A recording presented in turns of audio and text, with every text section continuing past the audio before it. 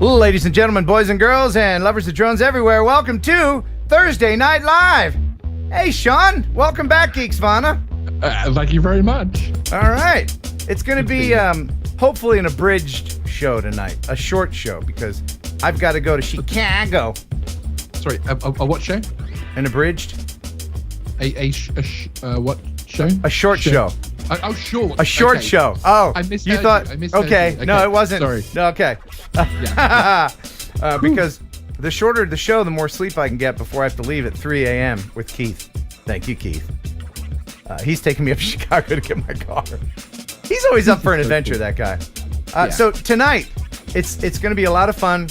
I got to jam-pack all these viewer videos in, right? I've got something to share with you that's new in my life. I have a new love in my life. And something from the Drone Museum of History. All that, plus the news, and our guest, who is up late in Germany right now. Her name is Christina Krywka, and she is an FPV pilot and particle physicist. Yes. So I have a specially designed game to pit her against this guy. It might be a little. Sorry. Yeah. Sorry. Can I just clarify? Okay. Yeah. Kelly Green comes on here and he plays 1 second song and cool things like that against random people. Yeah. I come on and I'm going to be against a particle physicist. Yes. And Seems fair. I may have designed the contest to kind of help her out and not you. We'll see. We'll see what happens. But you know, seems more than fair. She's our guest, so we have to accommodate her, right?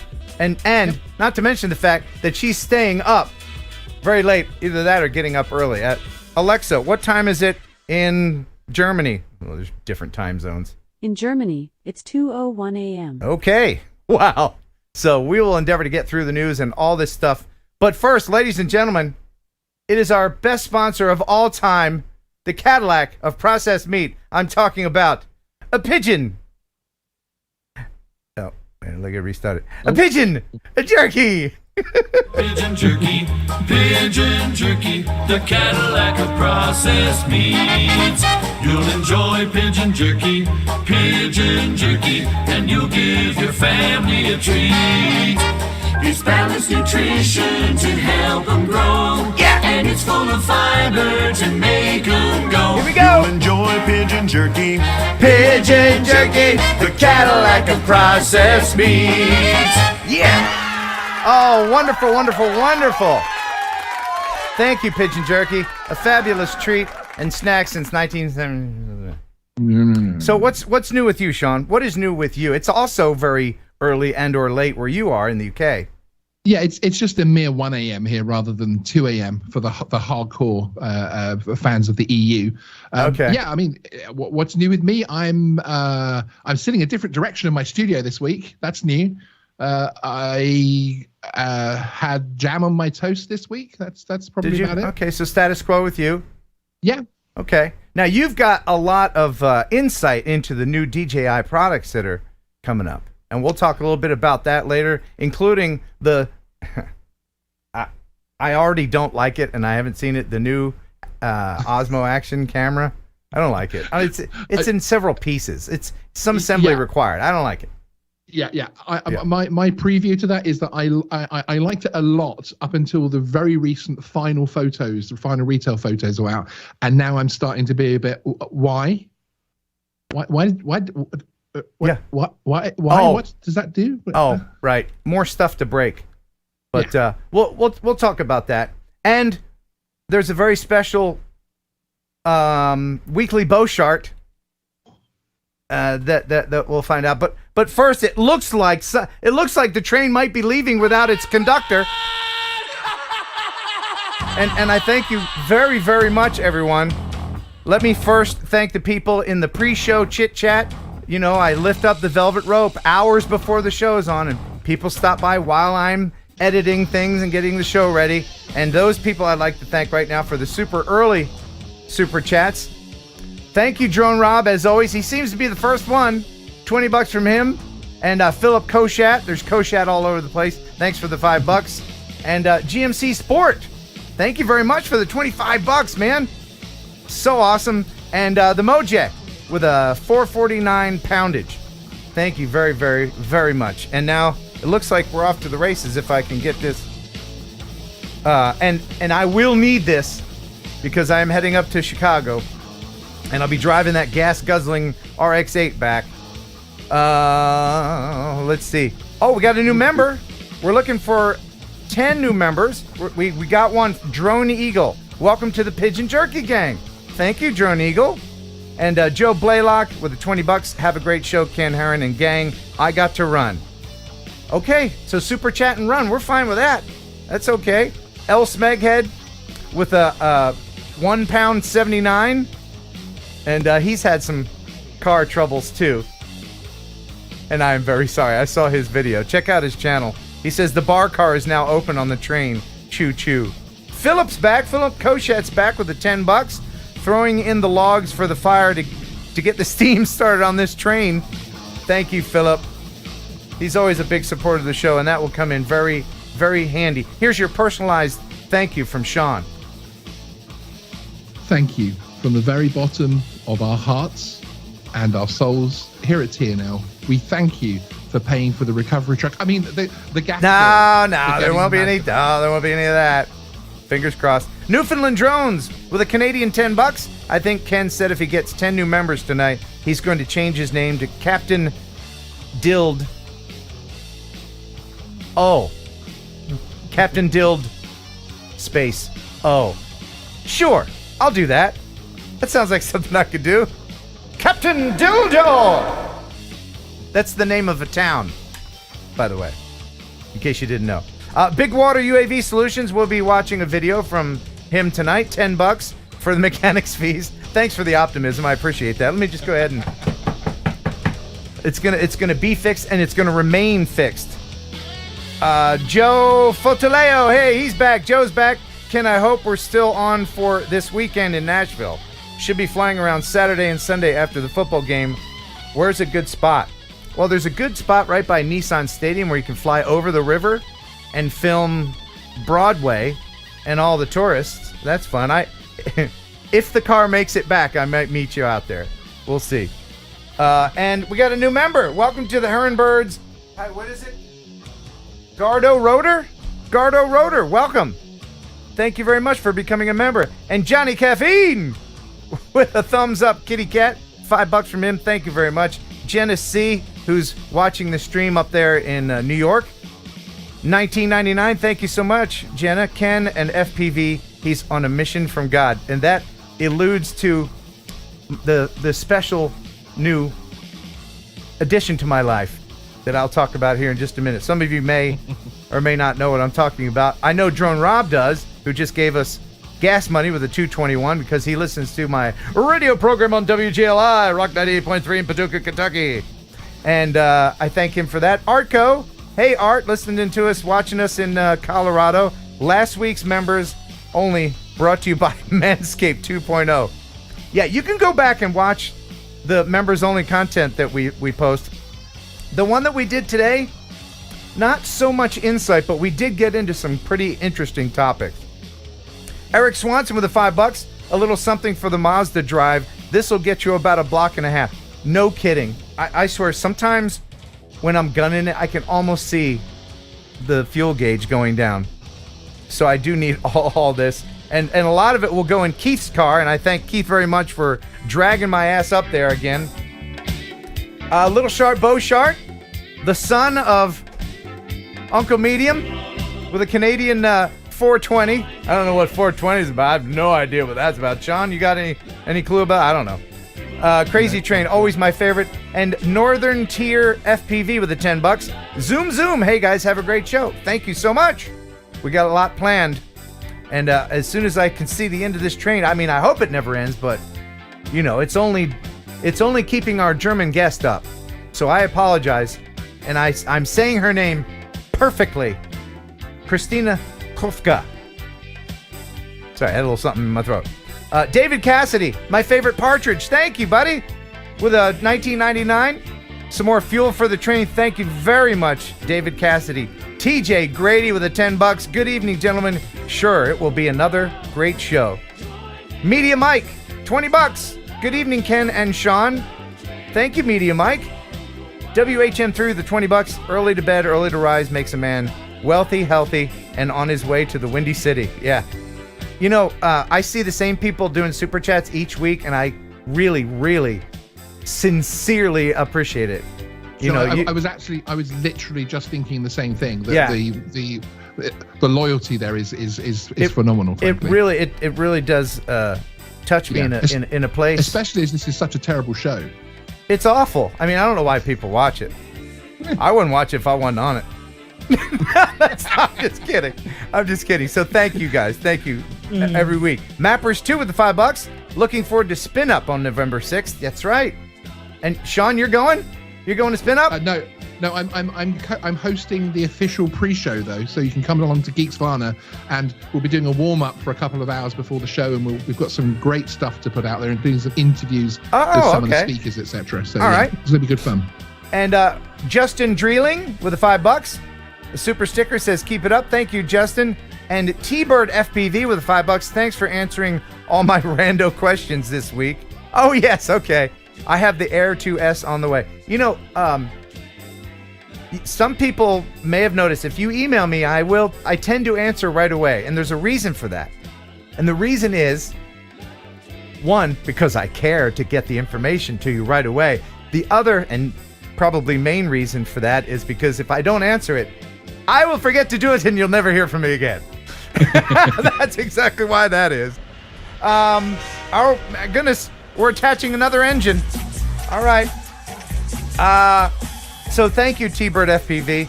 Ken, a.k.a. 4T-Po. Another car guy. Thank you very much for the $5. Gas money for the ride home. In the woods with the $5 for the blocks to set the Mazda on. No. But thanks. And Max Air 420 with a 420, of course. Smoke Train coming through for a quart of oil, Ken. Yeah. And Junk Pick with the $5. Happy TNL all. Ken, will you be in Ocean City, New Jersey, December 26th again this year? Yes. It seems to become quite the tradition to meet up with my Northern Yankee type friends up there in Ocean City, New Jersey, in the dead of winter, when we're freezing our giblets off the day after Christmas, because I'll be in Allentown, Pennsylvania, having Christmas with my mother and her husband. King Heron, King Hero the Great with a 99 cent one. Thank you so much with a little smiley face. Leonard Oglesby with $5. Buy Keith a road snack. You know, Keith is such a great guy. He knows I don't smoke, so he won't even smoke in his own car. He knows not to. Isn't that nice? That's so cool. That's very considerate. Keith is awesome, though, and Keith is one of those people that does. And I have viewers like that as well that help me out with so much behind the scenes. It's great, isn't it, to have those people that just love drones and love being involved in it and everything. And Keith is definitely one of those genuine drone guys. Yeah, and I tell you, we get road snacks. We get like beef jerky and stuff. And let me apologize in advance for all the road farts there, the beef jerky farts there, Keith. Leonard Oglesby, thank you so much for the $5. Jersey Shore Drone Services with a 460. 4.6 liter. Again, alluding to what I'm going to talk about next. And Lone Star UAV with the $5. Let's start a poll on how far back Ken is going to make it. Don't jinx. I just gotta tie wood to my knuckles. That's what I gotta do. Philip Koshat's back again. We watch for the subtitles, referring to another video. And Robert, no. Robert Chateau? Is that? Oh! So we got Beauchart, we got Koshat, and we got Chateau. Oh my goodness. I'm so sorry, but that is fantastic. What a great... Back to back. Yes, Koshat and Chateau. Thank you very much for the $5. Robert, please don't let me scare you away. Please hang around. And the Mojek coming up with another £4 49. Fuel for the Zoom Zoom. My old Jag flat out could burn 3 miles of cruising fuel in 300 yards. Yeah, a lot of car guys out there. And thank you so much for supporting the show. And now, before we get to the news, let's head on up to the Great White North and check out this weekly Beauchart. Hi, Ken. Jim Beauchart back again with another episode of the Weekly Beauchart. First of all, Heron aerial photography. I put my money where my mouth is. And besides, this will be great inside the igloo. All right, let's get into it. When I was a kid, my dad used to hit me with a camera all the time. I still have some flashbacks and a pretty weird photo album. Now let's get into some fan mail that I got. Dear Jim, do you do any imitations? Well, as a matter of fact, I do. Have a look. Did you hear about the one-armed fisherman? You got a fish that long. What about that famous one-armed harmonica player that you do?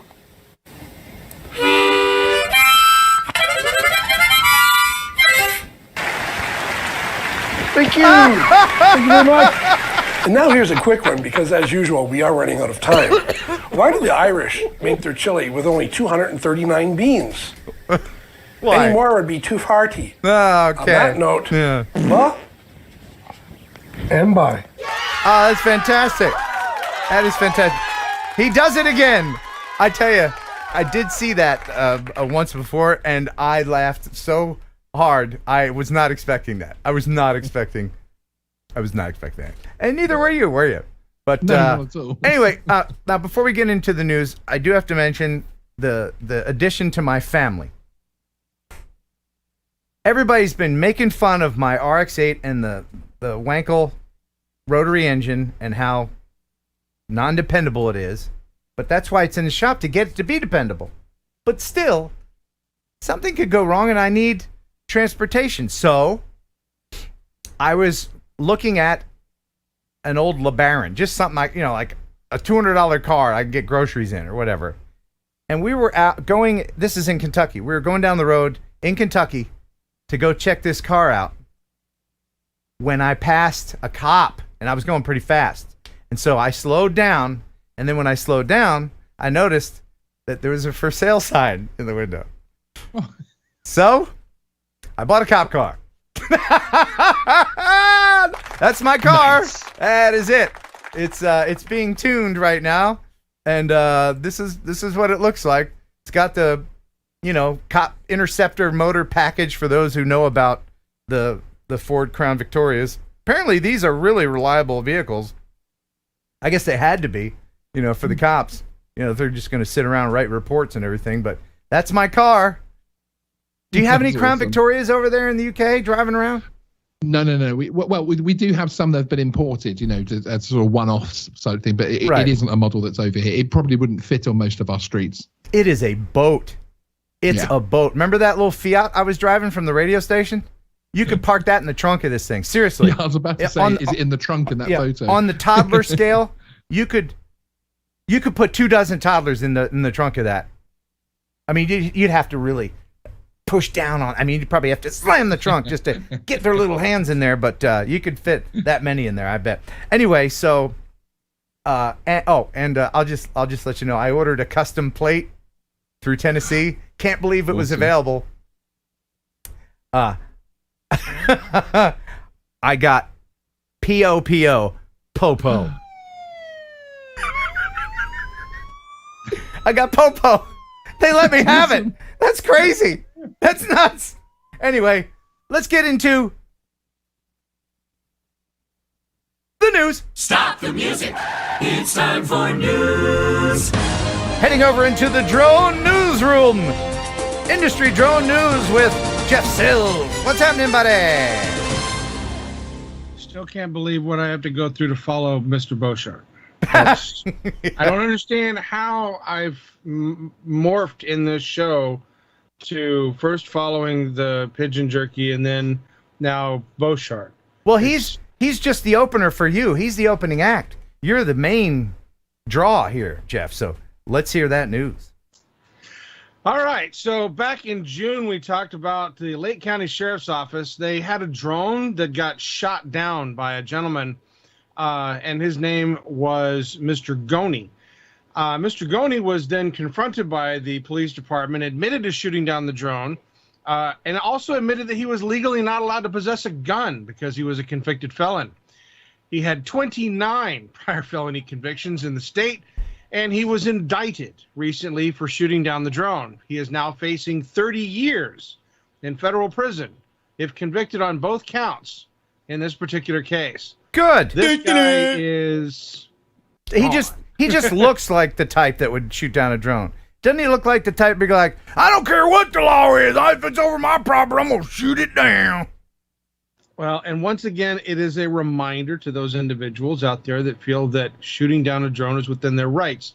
It is a federal crime. He is going to a federal prison. Yeah. So don't shoot at drones. Don't do it.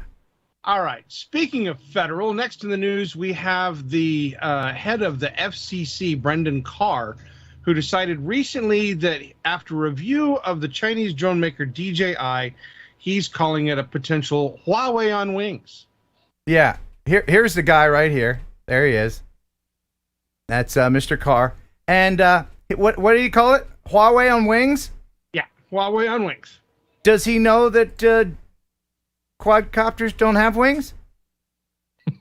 Does he know that? Has anyone told him? I went ahead and I took the liberty of making a few memes about this guy. Here's one. You like that one? So what else is he upset about there, Jeff? Well, so based on the fact that they say the surveillance technology on board DJI drones is capturing vast amounts of sensitive data, they have decided that they want to add DJI to the covered list monitored by the FCC. And as to what or how this will affect the drones that we currently fly or that we currently have access to, I'm not 100% certain what being on the covered list does to us. Well, they tried that before.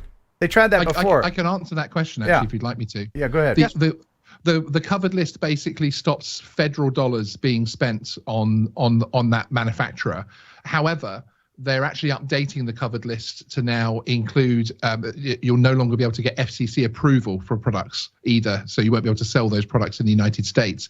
That update, and this is nothing to do with DJI specifically at all, so this isn't a vote on DJI or anything else like that, but the update of the covered, the FCC covered policy actually just went through Congress 2 days ago, 400-4 in favor. So that's now going to the Senate. So that's more than likely going to happen. But they'll kill it in the Senate. That is a separate conversation to the DJI thing. So I'm not saying DJI are going to get on the covered list, etc. But that's what's happening to that list. But one of the things this guy was worried about was facial recognition, right? Yeah. Right?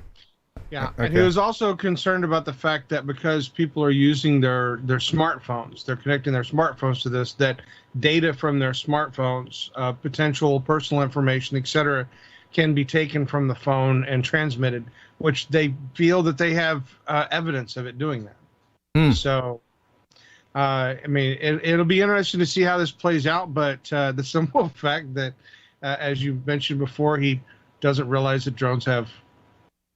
Yeah, so I made this one, and I'm hoping that goes viral. I also made this one, and then this one just for fun.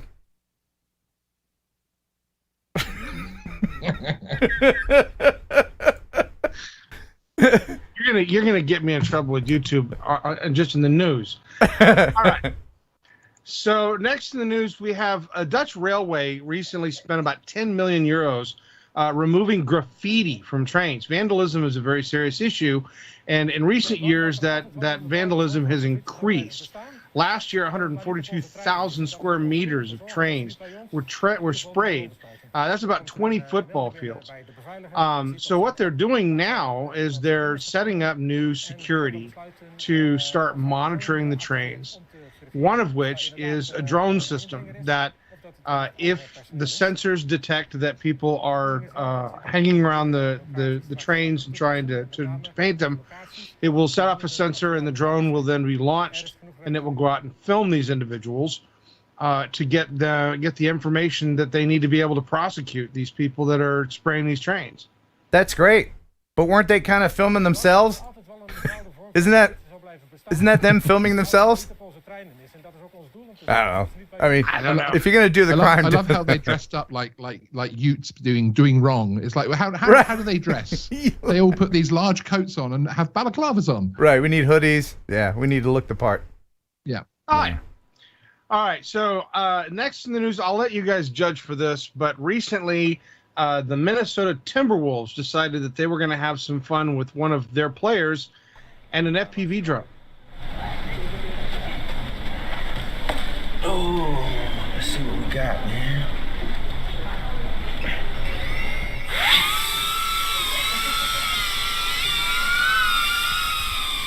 Yeah, it's poor resolution, but you can tell he's not flying it. But it's still. This is a bit unusual because usually these fly-throughs you tell everybody to ignore the drone, but the drone is terrorizing them. This is awesome. And they're all reacting to it. So it's a good switch up. Oh, knocked over the light. It's a little bit more creative.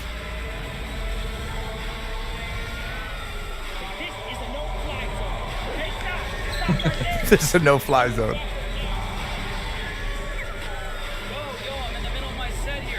There's a guy on the stage that almost hits the drone with some papers. He got pretty close. I think he was actually trying to knock it out of the air.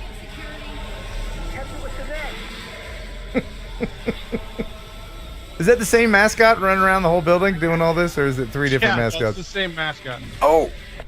Uh-oh. You better get out of there. Okay. So your thoughts on that? That was pretty clever. It was clever. I mean, obviously he wasn't flying the drone, but it was a very clever, fun way to show off the Minnesota Timberwolves in their facility. Absolutely, yeah.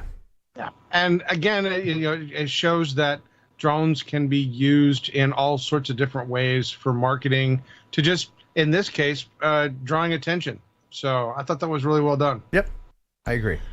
All right, so next in the news, Brook Park, Ohio. The city council is considering legislation to regulate the use of flying model aircraft, unmanned aerial vehicles, and drones inside the city limits. Good luck.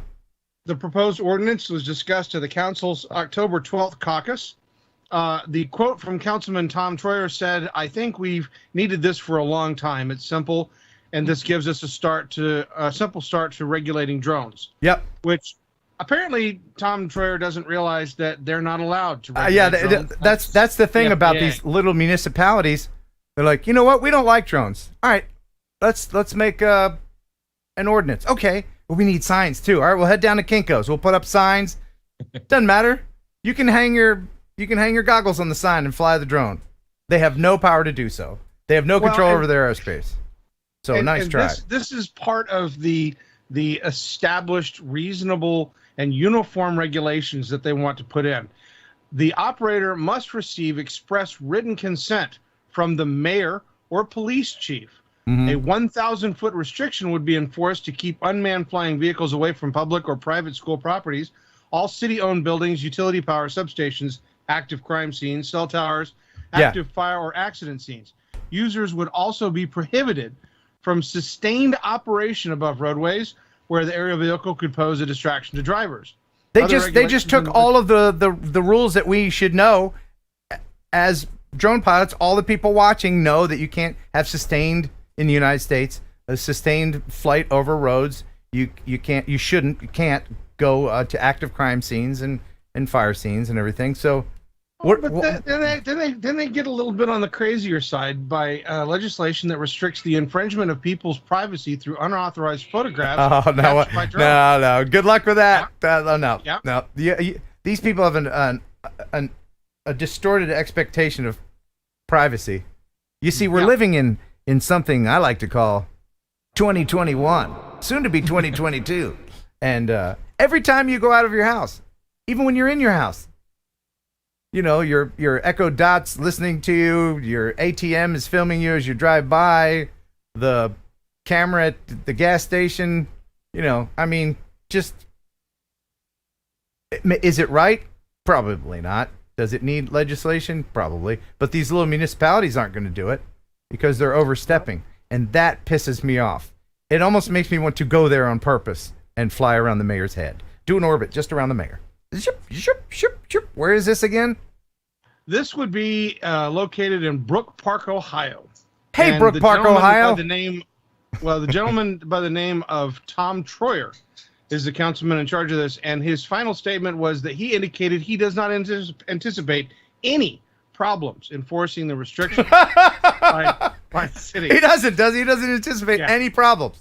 No, he doesn't anticipate any problems. So if we have any attorneys in the audience that are looking for making a quick buck, the Brook Park, Ohio City Council is ready to be sued for violating the rules of the FAA. Yeah, what's this Troyer guy's name again? Say it again. His name is Councilman Tom Troyer. In what city?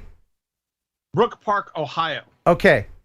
People who are watching, put his number, put his office number in the chat, and then I will copy that later and I will put it in the description. And then everybody watches this, just call that guy, leave him a message on his phone, because he doesn't expect any trouble. But he'll get it. Oh, he'll get it. Yeah. Oh, he'll get it. Okay. Yes. Yes. All right. So next in the news, we have covered the La Palma volcano, and we have shown video footage from the La Palma volcano. But an interesting follow-up that's happened since that lava has made its way through the city is that they're starting to see through drone footage dogs that are trapped in areas surrounded by where the lava had come through. Yeah, this is pretty sad. They can't get to. They're trapped on roofs and everything. This is heartbreaking yet awesome what they're doing. So the Spanish drone company is attempting to rescue these 4 dogs that are trapped. And what they're doing currently is using drones to take them food and water on a regular basis to make sure that the dogs are cared for as best they can until they can successfully get the dogs rescued from where they're at. Look how skinny those poor muffins are. Oh my God, I love doggies. Oh, those poor little doggies. Where are the owners? No telling. They just said, forget it. I mean, that's crazy. I think these particular dogs are actually in a rescue center. Yeah, look, I think these are rescue dogs. Yeah. The plan, from what I understand, is to get one of the heavier lift drones and using a net with food in the center. They will lower the device down, and as the dogs go for the food, the net will pull the dogs up and fly them to safety. Oh man. So hopefully I will have a follow-up for you guys on this story to cover how well that particular rescue effort goes. More power to him. More power to him.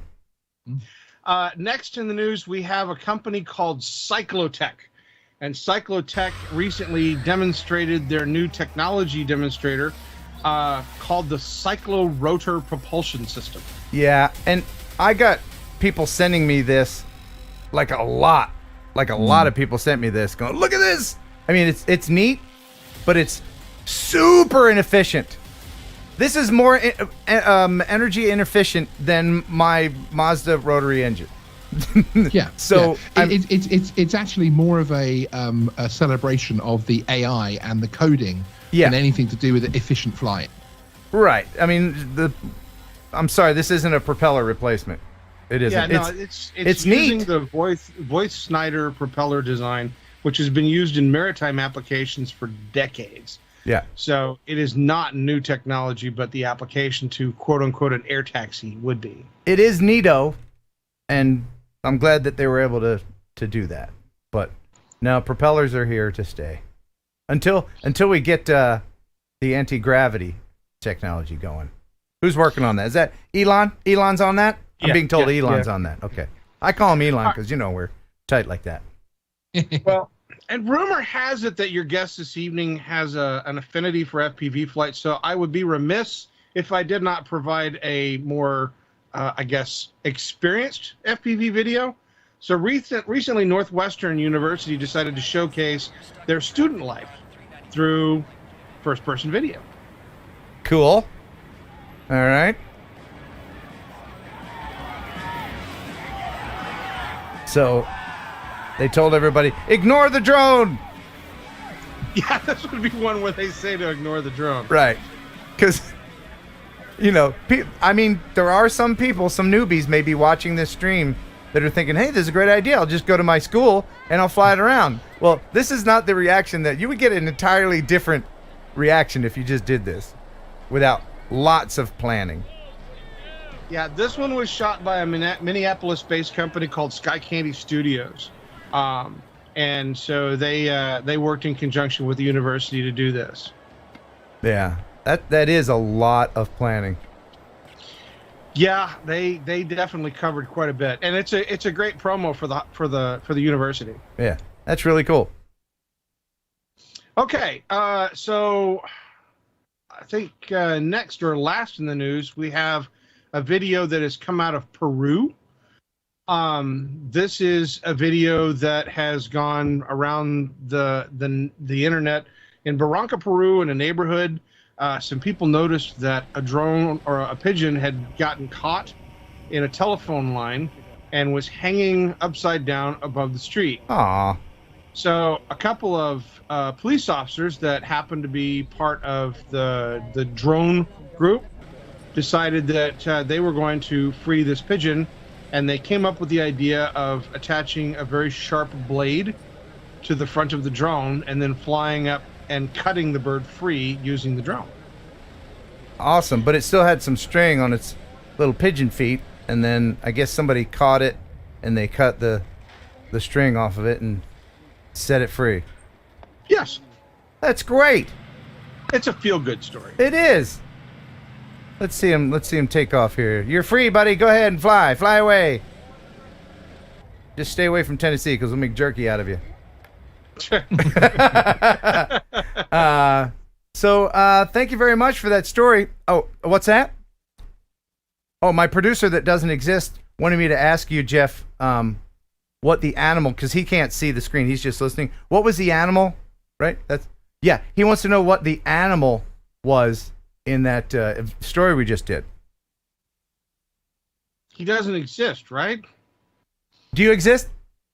I'm being told he doesn't. Okay, fantastic. In that case, then it was a lion. It was a lion. Oh no, Jeff is lying. Okay, he says you're lying. So what was it, Jeff? I almost made it through the damn news. What was it, Jeff? It was a bird. It was a bird. Oh, well, everybody's heard about the bird. Dottie! Bird, well, a bird is a word. Well, a bird, well, a bird's a well, a bird, well, a bird is a word. Well, a bird, but bird's a well, a bird, well, a bird is a word. Well, a bird, but bird's a well, don't you know about the bird? Well, everybody's talking about the bird. Well, a bird, but bird's a well, Yeah, Dottie. Jeff, you all right, buddy? Buddy? Just say, Jeff, you can go now. Okay, Jeff, thanks. We appreciate it. Love you, buddy. Okay. Thanks for stopping by. Now get out. Oh, gotta love that Jeff, man. Gotta love that Jeff. Okay, now, we're gonna call our guest, Christina Krywka. But first, here is Sean with a fantastic joke. What is a physicist's favorite food? What is a physicist's favorite food? What? Fish and chips. Fission. Oh, fission. Chips. Fission. Oh. Oh, fission chips. But you have to say it more like fission so that it... No, fission. Fission chips. That's great. Fission. That's great. You mind if I use that on the radio? No, please do. That is funny. All right. Yeah, I was gonna show a video now. I got some mail. I got a thing from someone that I'm gonna share, and a piece of archaic technology. I'll just give you a hint. Let me know in the chat if you know what this goes to. Ooh. Oh, there's a story behind why I have that, and I'll share that with you. But right now, let's go ahead and bring our guest in all the way from Germany. Go ahead and call her. You can tell me another joke there, Sean. Why was the math teacher late to work? Why was the math teacher late to work? She took the wrong bus. All right, rhombus. Oh, the rhombus. You're not telling these jokes Rhombus. correctly. The rhombus. Okay, sorry. Why was the math teacher late to work? Oh, it's an accent thing, is it? Yeah. You can't say She took the fishing. rhombus. You can't say fishing in England. Hey, there she is. Hey, welcome to the show. Hey, it's actually happening. Hey. Good morning. Good morning. Good morning to you. Christina Krywka, right? Did I get it? This is getting better and better each time. I've been practicing the hell out of that. I see you've been practicing German with Polish accent. I have, yes, that's right. That'll come in handy. So now you're an FPV pilot and you live in Germany, but that's not all you do. Your real job am I saying you're a particle physicist? Is that right? Well, I'm not technically a particle physicist. I work at an accelerator, at a particle accelerator. But we're not those guys who, the particle physicists, they break stuff. They accelerate the particles and then they crash them into each other to see what comes out. We don't do that. We actually use these things over and over again to generate a specific kind of radiation. Okay. So, the particle accelerator where I work is basically just a very, very expensive light source. Okay. Well, you're probably the smartest guest I've ever had on, and welcome to our dumb show. Seriously doubt that. Yeah. Well, thank you for staying up late to be on with us. I've been watching some videos on your channel, and I'll play. I think this is from your channel here. Here we go. Yeah. So maybe you can take us through what got you into FPV. What when you weren't busy at your real job, what got you into the hobby? So, I used to be very reluctant to get into model flying in general. I'm a pilot, like a private pilot. So my best friend used to try to get me into flying model airplanes for many years. And I would always say, like, why would I want to fly these toys? I can fly real planes. What's the deal with this? Right. And then she finally got me into that. And it was like a revelation, because for the first time that I was flying, I actually had the chance to relax, Oh, right. When you fly, because when you're flying a real airplane, when you go through the training in flight school, you're learning to kind of be spring-loaded to expect the engine to fail. Yeah. That's like the first thing on your mind. Right, and there's consequences. It can happen anytime, and you always have to be prepared. What do you do when it fails, right? Yeah. And so that's kind of always in the back of your head. And then for the first time when I was flying FPV with this model Cessna, I realized, that doesn't happen here. And if it does happen, I will not die. This is cool. Yeah, there's no consequences. By the way, is this your accelerator? Is that where you work, that place that you were flying through there? Yeah, that's one part of the place where I work. This is a huge research center where there are multiple kilometers of tunnels below Hamburg. Hamburg is a major city in Germany. This is what was shown on this video. It's actually one part that is decommissioned because it's no longer in use, and they are keeping it in service because it's cheaper to maintain this whole structure. This tunnel is, I think, like 5 kilometers long. In total, it's a circular tunnel, and it's cheaper to maintain this whole thing rather than take out all those parts that have been, exposed to like hard radiation and thereby have become ionizing, radioactive themselves. And so, they are now actually building something new in that tunnel, which is why I was flying. This is really cool. They are now building an experiment which is supposed to prove the existence of dark matter. Oh. So I got to be the first, and so far the only FPV pilot who was able to fly to this new experiment. So I don't know, in a year or two, maybe that they will be able to prove the existing of this dark matter thing. Now, was your quad radioactive after the flight? Nah. No, you weren't in there long enough. I mean, I guess it's like flying at Chernobyl. You can go there and fly for a little bit and not be too radioactive. Yeah. But that is so cool. How did you broach the subject with them? How did you say, "Hey, can I fly my little quad through this place?" I mean, did you even ask them, or you just did it because you're a rebel? Well, I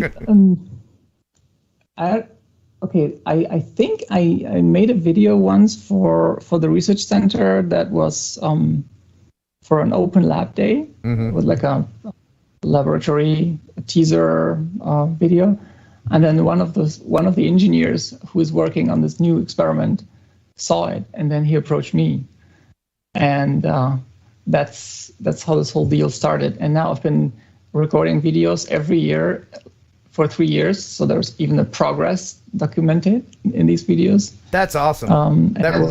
I will put out a new video, I think next week or the week after next week, where there will be another recording of this in this tunnel. Well, we look forward to it, and there's a link to your channel. I urge everybody to check out your channel and subscribe. I think you've got close to 700 subscribers now. Let's see if we can get you over 700 tonight from our lovely audience.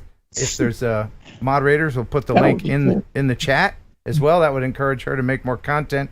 And speaking of your content, if there's anybody that has any questions for Christina, Sean, keep an eye out for that. And Sean, if you have any questions as well.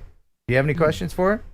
Yeah, but what do you? I'm always interested as a camera drone flyer myself. I only fly the DJI FPV drone, so I can't really call myself an FPVer. But what do you find the most frustrating part of FPV? Do you find the build or the setup, or is there a particular part of it that you find frustrating? No, building is actually really one of my favorite parts. Obviously, I'm a geek, right? Otherwise, I wouldn't go into geeks. It's the short battery. It's the short battery life. I'm really looking forward to the first nuclear fuel cell powered drone that can stay up there for, I don't know, a week. Indeed, yeah, that would be awesome. Yeah. Now, you've filmed in some other locations, too. I'm just going to share some more of your video here. Where is this? What's this about? Do you live on a farm or by a farm? Or I live in a farming area here in West Tennessee, and I see cows and stuff all over the place. I dare not go up to a farmer and say, "Hey, can I fly around your cows?" You're getting access to some interesting places. This is the beautiful thing about the northern part of Germany where I live. We have, of course, cities, but then only a few minutes out of the city, you're in a really green rural area, and this is the stable where our horses are. So, this is a particular place. You have horses yourself? Yeah, my partner. Okay. I'm not riding. I tried once, and then the horse took a sudden turn, and I didn't follow. So. Okay. I flew a drone from a horse once, and horses, when they hear drones, they think it's a bunch of bees, and they'll get upset. And so that wasn't a good idea on my part, but I did it. By the way, I don't know. I think it's I find them intimidating. There is this huge animal which has about 1 horsepower after all, right? Right. And when it's not like a drone. I mean, when I'm controlling a drone or a plane, whatever stick input I do, the thing will follow. But the horse isn't like that. Yeah, it has its own mind. Right. And that's what freaks me out every time. Yeah, your control inputs are merely suggestions. Indeed. Yeah. They can choose to not agree. By the way, I just thought of a joke, a quick joke. Where do they keep crazy horses, Christina? In an unstable. Come on, that's funny. That is funny. That's really good stuff on your channel. You don't have that many videos, but how often can you post stuff? How often are you? How active are you on your channel? As a matter of fact, I deleted half of the videos that I had about, like 3 months ago, because I thought, geez, I have too many videos and people are just not seeing the wood for the trees. And I was really brutal. Actually, I deleted a few of my best performing videos. The best performing video had like 30,000 views. But I had to take it down because it wasn't on the subject of FPV or drone footage. Yes. And so I thought that people were watching this, and I mean, it gave me a lot of viewer time, but I thought that people were disappointed because then they subscribed for this particular subject, which was about a car that I used to own. And then they would realize, well, there is nothing about cars on this channel, so I'll give it a thumbs down or whatever. Yeah. I've got over 1,000 videos on my channel, and I probably need to go through them and see. There's some older videos that are like, what? Wait a minute, why? What? I thought he was a drone guy. Yeah. So that's smart. Yeah. Sean? Yes? Yeah, Christina, Brad Alston in the chat is wondering what type of drone you were flying in that last video. In the stable, I was flying a 4-inch quad. I mean, nice. I only have self-build quads, and this was particularly light because, you know, if one of these animals freak out, then I didn't want anybody get hurt. Right. So I can actually show it to you. Oh yeah, yeah, let's see it. Yeah, it was this little fella. And what did you have a naked GoPro on there or something? What were you filming? Oh, you did. Okay. Yeah. Yep. Awesome. And also, of course, I also fly slightly bigger ones. The 5-inch quads are actually my favorite because there is more hang time. You can fly more ballistically with them. This is what I really like when you go into this punch out and then just use the energy and then. Do you fly a 6? Do you fly 6S? I'm still stuck at 5S. Okay. It's a sweet spot because my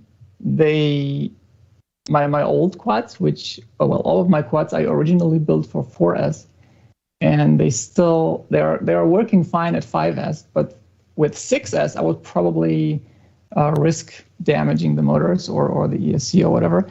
And I don't see the point now to switching to 6S because I need I don't need that much punch out. That's too much power. Smoothness. Too much power, yeah. Yeah.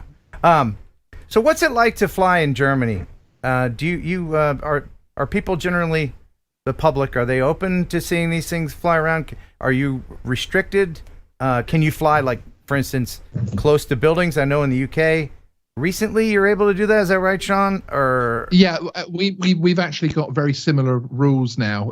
The EASA rules, although we're not part of the EU. We miss you, Christina. Although we're not part of the EU at the moment, we adopted the EU EASA drone regulations. So they're fairly similar, but they're still kind of settling down at the moment. So in Germany, we used to be very advanced very early. Where there was quite low regulation in general. So it was almost like Wild West about drone flying. I remember those days. Until what was it? I don't know, 2 years ago when this whole EASA regulation came through.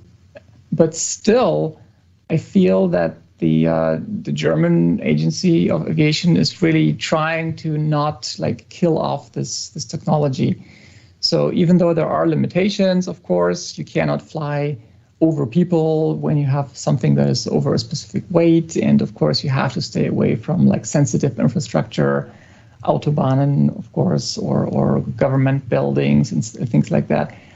But it's fairly easy to stay away from these things, from the things that are illegal, and you can still have a lot of fun. So even in this town where I live, which is Kiel in the north of Germany, I mean, it's a big city by German standards. It's the capital of the state of Schleswig-Holstein.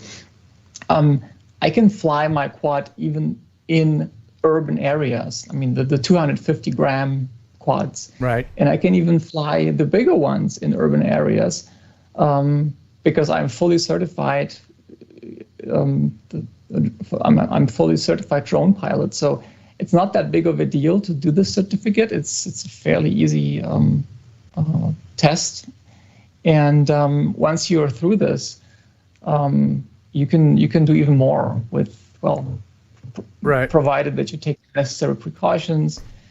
In fact, now I'm even holding a special type of allowance. Well, no, it's not allowance. A special type of how do you call it? Authorization? Provision? Yeah, authorization to fly within the 1.5 kilometer radius of airports. Oh. Or even over, the minimum limit, over the maximum altitude limit. I had to go through this process because I'm running this small business where I do a lot of footage in Hamburg, where there is a control zone over most of the city, and so you have to be certified to even be able to fly over 50 meters.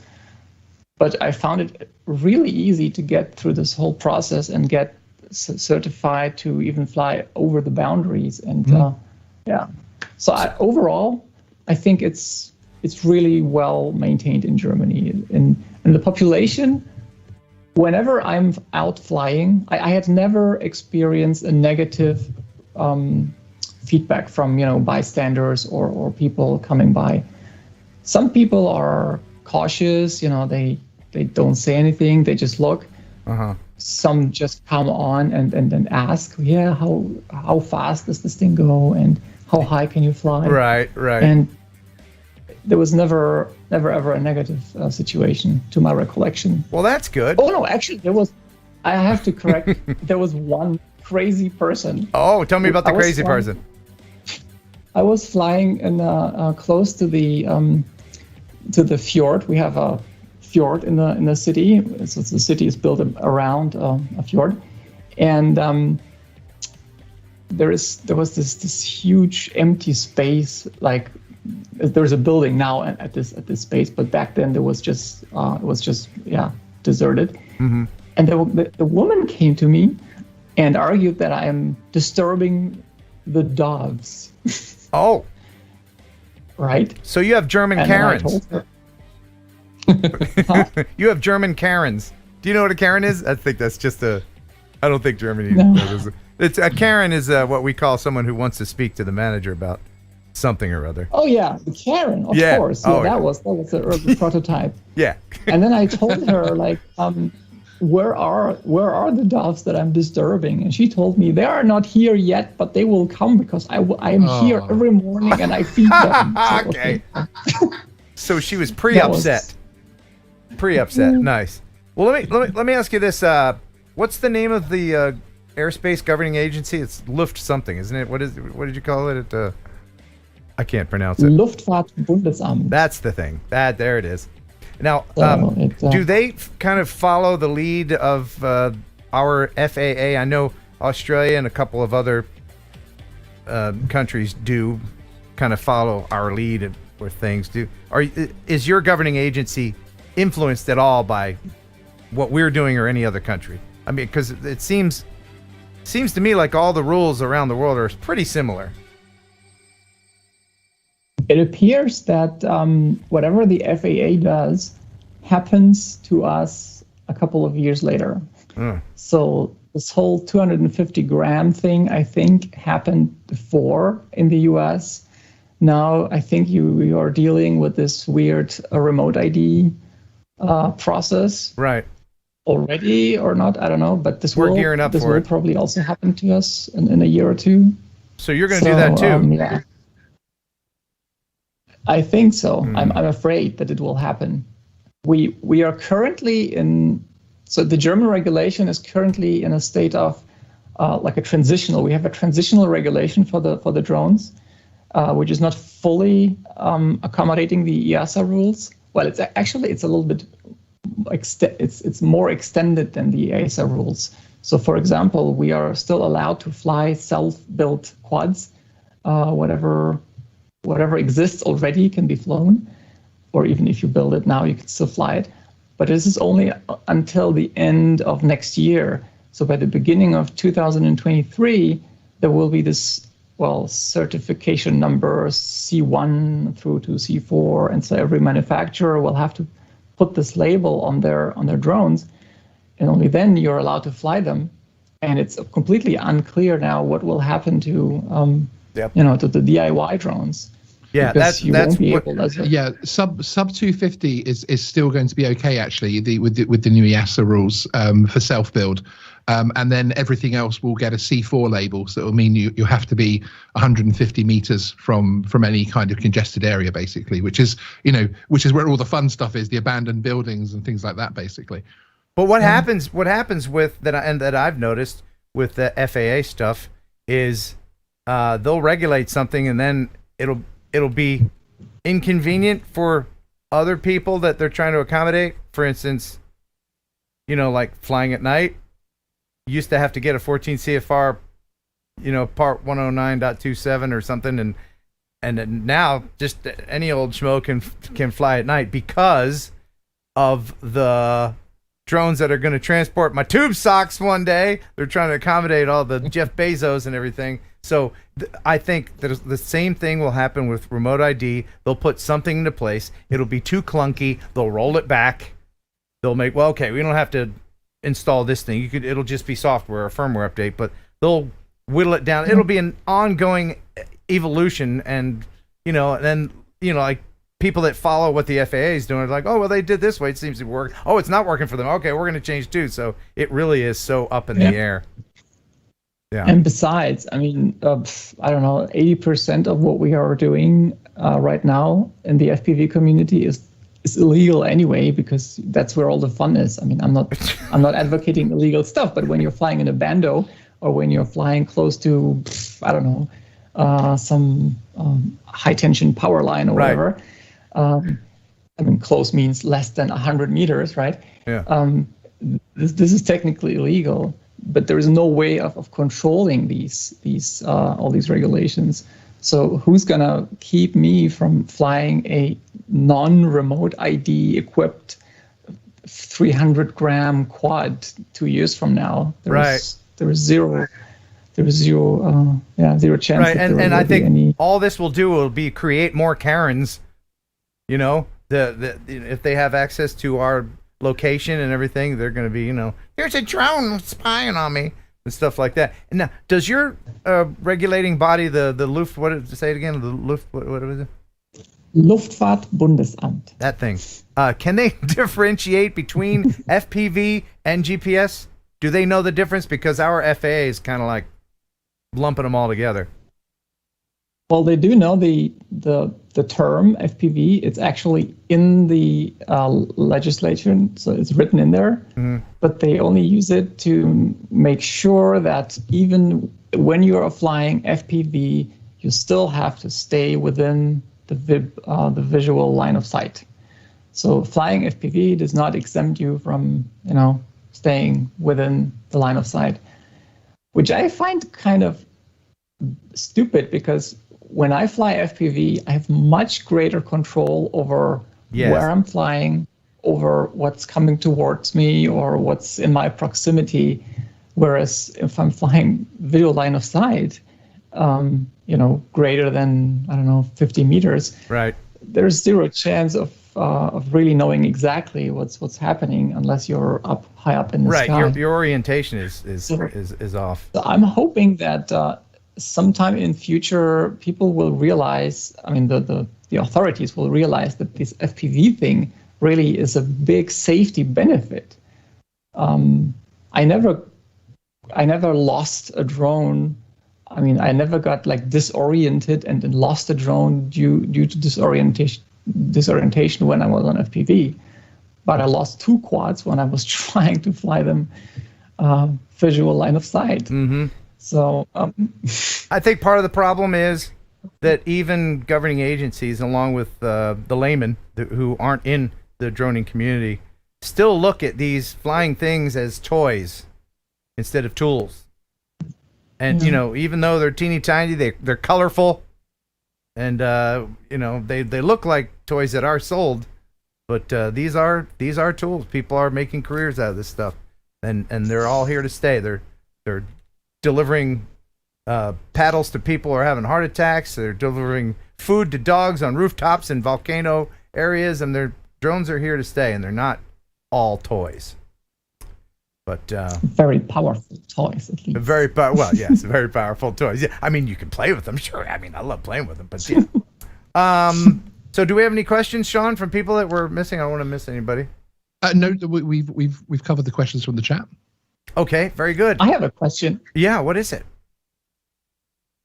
POPO, right? Oh, yeah. Does that have a meaning in English?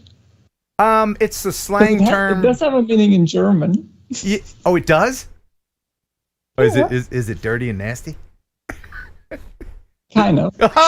Well, in the United States, they call the police the popo, like the police, popo. It just developed that way. So that's the tag I'm getting on my cop car. Yeah, bought me a cop car. Well, so what is it? In German, popo is like kind way of naming the thing that you're sitting on when you're not sitting on anything. Okay. Note to self: don't bring my cop car to Germany. Awesome. So I really appreciate you. What time is it there where you are right now? It's 3:05. Ooh, okay. We're gonna let you get to sleep here in a minute. I drank a cup of coffee at lunchtime, which I usually never do. I mean, I almost never drink coffee. Okay. So I'm technically on drugs right now, and that's why I'm so up and away. Oh, good. So you have a little bit more time to play a game that I developed for you to play against Sean here. All right? Oh, gosh. Okay. So, now I know you're not a particle physicist, but you are a physicist. And so I'm going to ask questions that, and I designed this contest because you're our guest, and we always have to be kind to our guests. And so this may lean a little bit towards the easy side on your part. Okay? All right. So right now, if you would, in the chat, pick me, everybody.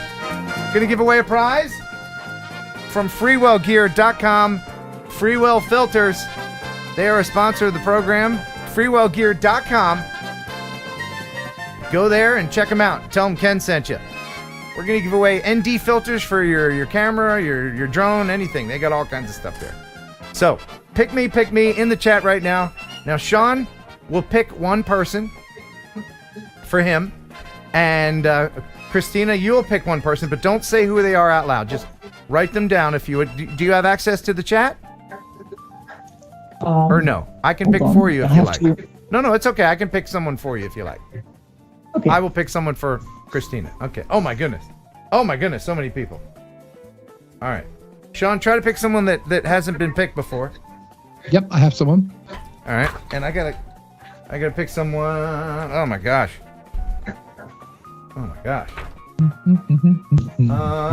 Okay. I got someone. Now. So the person that Sean picked will get the prize if he wins. The person that I picked will get the prize if Christina wins, okay? All right. So once again, these questions may be a little lopsided. So we'll just start here. This question is for Sean. Sean, what is the standard model? Ford Fiesta. Oh, I'm sorry. That's wrong. Christine, you know the answer to that, right? I don't even need to say it. Yes, it's a list. Yeah. It's a list of fundamental particles of matter that can't be broken down any further into constituent parts. I'm sorry, Sean, you got that one wrong. Next question is for... Sounds like a Ford Fiesta to me. I'm sorry. Next question is for Christina. Christina, what is your favorite color? Green. Correct. Can't you tell on my logo? Correct. You got that one correct. Okay. Sean, what is a lepton? Is that Is that what Tater flicks off his toes every morning? Ooh, I'm sorry. Ah. I'm sorry. A lepton is an elementary particle of half-integer spin that does not undergo strong interactions. I mean, come on, everybody in the chat knew that one. I'm right then. I'm correct. Yeah, no, I'm sorry. No, okay. Okay, here the question for Christina. Where were you born? Poland. Correct. Wow, she is getting all these. I guess you're beginning to see how this game is working. All right. So, here's the next question for Sean. Soon to be the largest in the world, what will the Hyper-K experiment be designed to detect? Can you tell me the experiment name again? The Hyper-K experiment. What will it be designed to detect? Can I have an either or? And if I get it right, and you don't need any more time to Google it either. No Googling. No, I'm not. My hands are no here. My Googling. hands are here. Okay, I'm between Higgs boson and dark matter, so I don't know. No, in your attempt to sound smart, you've missed it. It's neutrinos. Neutrinos, and you can see in her face that she knew that. All right. Where is that? Where is that, Christina? It'd be in Japan. Yeah. Yeah. Okay, cool. Yeah. Oh, don't test me. I know about particles, punk. All right. Only because I Googled it myself. All right. I'm smart in the way that a game show host is smart. Okay. Here, now this is getting a little bit more difficult for you, Christina. Here's your next question. What color is Sean's shirt? I would have to say khaki. If this is a word. Correct. By the way, we're getting a little feedback from you. If you can turn your volume down just a little bit there, we're getting a little echo. Okay, Sean, question over to you. Why did solar neutrinos baffle physicists for so many years? Because they couldn't work out why the chicken was crossing the road. Ooh, no. Nice attempt, though. Because neutrinos oscillate between three states as they propagate through space and indeed do have a non-zero mass, which means they do have mass. Son of a gun! All right. Now, here's the question over to you, Christina. I know, we're all learning something today. Christina, how long would it take you to drive to the Autobahn from where you are right now? Precisely 7 minutes. Correct! Man, she's knocking them down. All right. Just a couple more questions. Last 2 questions. Sean, this is for you. Sean, who was the only laureate to have won 2 Nobel Prizes in physics? Sean? Did he freeze? No. He actually knows this one. Oh, come on, Sean. Ken Dono. Oh, no. I'm sorry. That was John Bardeen. John Bardeen. All right. Now, final question for you, Christina. Who lives in a pineapple under the sea? Okay, now this is getting difficult. Aha! Nope. Who lives in the pineapple under the sea? Yes. And feel free to check the chat for hints. It'd help her out in the chat if you would. Well, I can't see the chat right now because I closed it before you called me. Well, but, I'm sorry, time has run out. I don't know. Sean, I have to pass at this one. Do you know the answer to that question? Yeah. Is it Russ from Droning About Northwest? Ooh. Do you really not know? It's SpongeBob. Yes, correct. Okay, so you're on the board. He got 1 right. Have you heard of SpongeBob, Christina? Yes, of course. Okay. And now I feel stupid for not knowing the answer. Well, I didn't know if that was an American thing or worldwide, but anyway, thank you so much for being on with us this late and for doing what you do and for adding some more estrogen to the hobby, which I think we really need, don't we? We need more ladies in the hobby. And thank you very much for having me. Yep. And I can also I can just suggest that more of those who are not controlled by estrogen remove all the skull and death stickers from their quads in their remote controls and replace them with flowers and butterflies, because that's what I have on my gear. Flowers and butterflies, indeed. Awesome. Thank you so much. And we'll talk again, because I'm going to come to Germany and you're going to let me fly in your particle accelerator, right? I will. Looking forward to this. Awesome. Thank you, Christina. We'll see you later. See you later. Bye-bye. Okay. All right. Bye-bye. Bye-bye. Oh, how about her? Very awesome. She was fantastic. Man, it's late over there. What time is it in Britain right now? It is 2:15 in the AM. And we haven't even gotten to the viewer videos, which we shall do right now after a joke from Sean. Okay. I'm really excited for the next Autopsy Club. It's open mic night. Oh, God. Open mic. I like that one. Thank I you, like thank that you. one. That's open mic night, because the dude's name is Mike. Yeah. And he's all, Okay. Okay. Hey, you want to go to a nuclear plant with our buddy Captain Ray? Let's do that. Oh, yes. Okay. This is from Captain Ray and Rob Camarda. Check this out. Nice. You'll never guess what's behind me, but the Shoreham nuclear power plant. It's deactivated now, so we're gonna fly by it and get some good shots of it. But Wading River is a beautiful area. I used to launch my boat in this creek all the time.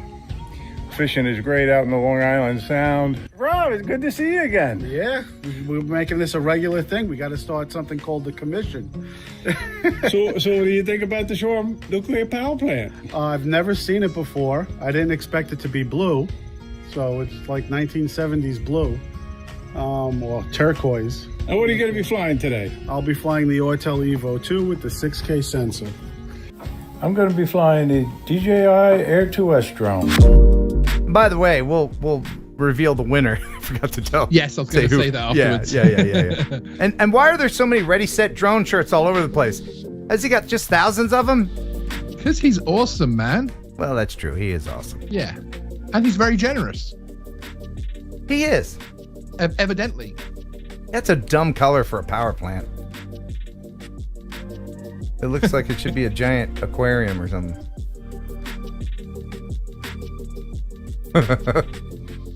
Is it an attempt to make it blend with the blue sky a little bit or something? Maybe. I don't know. Or make it more, like a pastel. I don't know. Yeah. But that was very lovely. Very lovely. Or do you think they just had lots of that paint left over? That's what it is. It was the cheapest paint they could get. Okay, so I'm sorry. The winner in the now, you thought it was a fair contest, wasn't it, John? I feel like it was completely fair. Okay, yes. good. So the winner, as all competitions are, and I don't know what Kelly ever moans about, is Drone Shots. Congratulations, Drone Shots. Nice. You got yourself a set of filters from freewellgear.com. Very good. And thank you for sending that in, Captain Ray. The viewer video of the week is really cool, and I hope to get more videos like this sent in. If you want to send in a video, you can do it. You can send it right here. Ken Heron Upload at gmail.com. Include your music source, because if you used, like music from the radio, you can't put a Madonna song on it. You want to use copyright free music, Epidemic Sound. There's free trial links in the description for 30 days. They got music with lyrics, without lyrics. You can build them yourself, sound effects, all that. And remember, if it's not Epidemic, it's crap. All right. So on with the videos. Now, do you want to see? So I'm going to leave this up to you. Do you want to see a video with fall colors, or a video with fall colors? You want to see fall colors or fall colors? When I think about what kind of colors I want in my drone flight videos, it tends to be fall colors. So I'd have to say fall colors rather than fall colors. All right, we're going to go with the fall colors. Yeah. All right. This one is from Alan in the Woods. And here's his lovely fall video of Baytown Park. He says, "Good day, I'm an assistant chief on our local fire department, and I just got into drones about 2 months ago. Thanks to Troy of Big Water UAV Solutions, who is helping us get our fire department drone search and rescue program off the ground. I was flying around toy drones until I upgraded to a Mini 2 last Monday. This is my first ever YouTube upload." This is from Alan. And it's lovely. That's awesome. Yeah. Your trees do that over there, don't they, or no? Yeah, they do. Okay. Not in quite a spectacular way, and in perhaps in such mass, but yeah, they do.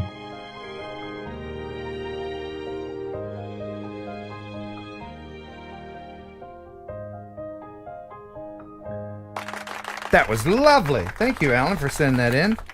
And now, just for a little change of pace, how about some fall colors? Let's do it. All right. This is from David. He says, "Hey, Ken, I am 13 and wanted to show you the video that I made about droning. I used epidemic sounds. Good kid. And have a good day." So this is from a 13-year-old drone pilot. Check this out. It's more fall colors.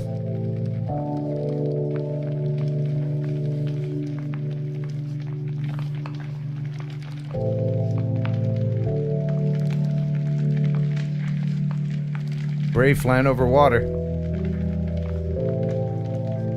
That's cool.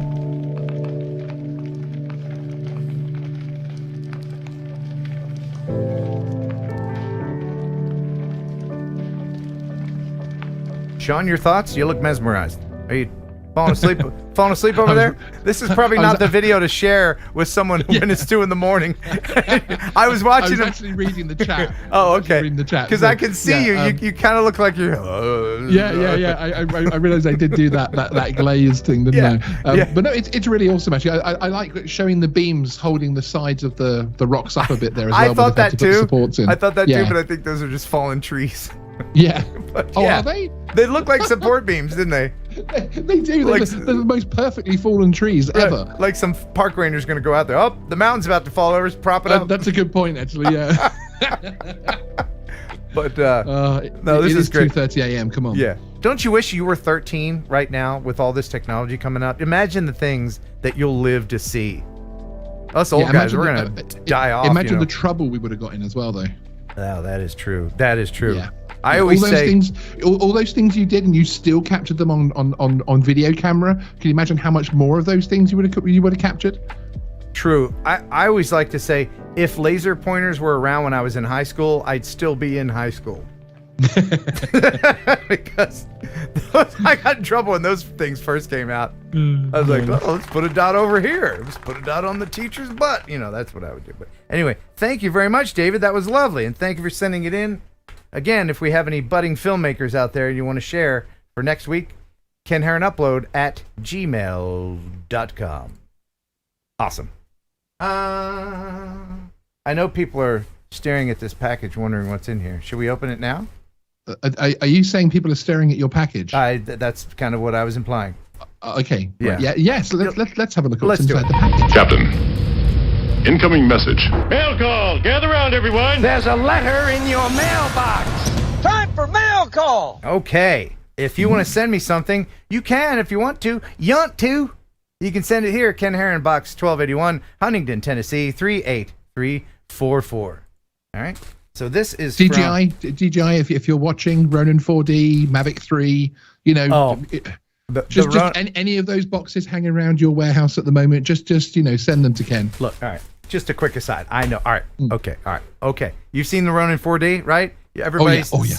Okay. It's like $30,000 camera. Okay. I have Ronin 4D technology right here. I'll go get it. Oh. I have a feeling we're going to see something from Scotty Make Stuff here, but hang on a second. Personally, out where I put it. What whilst we're holding, what do you tell actors? To break a leg because every play has a cast. I think I've misplaced it. Hold on a second. Please hold. Stand by. It's in here somewhere. What the hell? Where did I put it? Tell him a joke, Sean. Show's yours. Yeah, I told them a really bad joke, actually. What kind of dogs love car racing? Lap dogs. Yeah, baby. Yeah, come back, Ken. My jokes are terrible. I seriously have misplaced it. Everyone stop talking about Ken now. Oh, you weren't talking about me, were you? No. I don't know where I put it. Oh, it's downstairs. I don't want to get downstairs. Is it the Scotty Mate stuff? No. Okay. The one thing that I noticed on the Ronin 4D for the fourth axis is, of course, the thing that everybody went crazy for was the Z-axis on the Osmo. Remember the original Osmo? Oh, yes. You remember? And it kind of looked like it had a broken neck. Well, they have this very similar thing on there. And, I mean, the footage on the original Osmo with the Z-axis, it was Steadicam. Yeah, absolutely. Yeah, very it was cool. Great. Okay. Now back to this. This is from Bob Dempsey, and I haven't opened this yet. I think it's a garment. It feels like a garment. Oh, it says thank you, oldfartswithdrones.com. Oh God, awesome. I don't know why they sent it to me. Oh, it's a shirt. Hold on. Oh, nice. I'm totally going to wear the heck out of this. It says Old Farts with Drones on it. Old Farts with Drones. Am I an old fart? That's actually his Facebook group as well, actually. Am I an old fart? You're a fart, and would you say you're old? I don't feel I jumped old. straight into the fart thing. The only time I feel old is when I drop something on the floor and I go, or if I tie my shoes, you know. But thank you very much for sending me. Thank you, Bob. Very cool. That's a quality item right there. Thanks, man. All right. Yeah, I'm only 55. I'm not an old fart yet, right? When does old fartdom begin? I'm gonna say about 2 years older than whatever your age is. So it's always moving. Well, is it 55 the new 35 or whatever they say? Anyway. 25. I don't know what they're saying. They always keep moving the goalposts on me. Okay, so this is from Big Water UAV Solutions. Awesome. And he was helping the firefighter guy start a drone program. So that's really cool. So let's just go ahead and get this going here. He says, hey, Ken, tested out my Ripper Quad at Big Bay Town Park on Madeline Island. I also flew the boardwalk, filmed everything at 24 FPS, edited all the footage in DaVinci Resolve. I'm trying to get a true cinematic flow. Big Water UAV Solutions.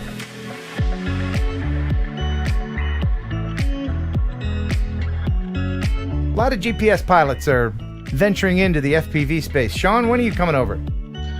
Well, I fly the DJI FPV drone, so no time soon. You drive the DJI what? The DJI FPV drone. I'd never heard of that. Sorry, the POS. Oh, yes, the DJI POS. Oh, no, I've heard of that. Yes. Yeah.